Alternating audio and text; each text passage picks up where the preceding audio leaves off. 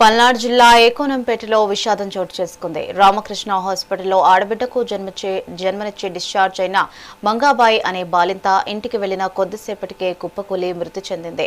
వైద్యుల నిర్లక్ష్యం వల్లే ఈ ఘటన జరిగిందని ఆరోపిస్తూ మృతదేహంతో హాస్పిటల్ ఎదుట బంధువులు ఆందోళనకు దిగారు. బాధితులైన వైద్యులు సమాధానం చెప్పాలని డిమాండ్ చేశారు. సమాచారం అందుకున్న పోలీసులు హాస్పిటల్ వద్ద బందోబస్తు ఏర్పాటు చేసి పరిస్థితిని సమీక్షించారు.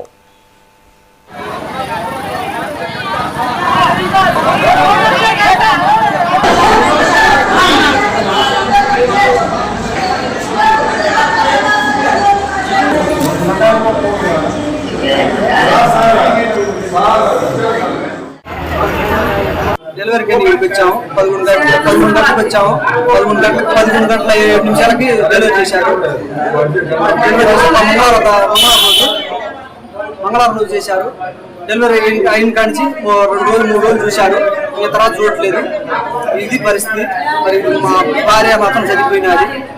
ఏమంటే ఏమైందంటే మాకు తెలియదు అంటున్నారు.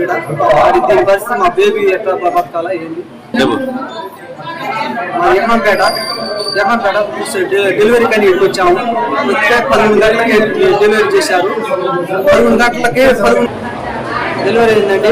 ఇలా నా 5 రోజులు రీఛార్జ్ చేశారు. ఇంటికి పోయాను. ఇంటికి పోయి వాంతులు అయింది. ఏమందని ఇంటికి తీసుకొస్తే ఏం చెప్పండి. డిశ్చార్జ్ ఎన్నింటికి అయింది? 3ంటికి అయింది. ఎన్నింటికి వచ్చారు మీరు? 5:30కి వచ్చాము. 5:30కి వచ్చేలా ఇంకా లేదన్నారు, ప్రాణం లేదన్నారు. ఇప్పుడు ఏంది పరిస్థితి ఏంటంటే మా సౌందం లేదంటున్నారు, మాకు తెలియదు అంటున్నారు.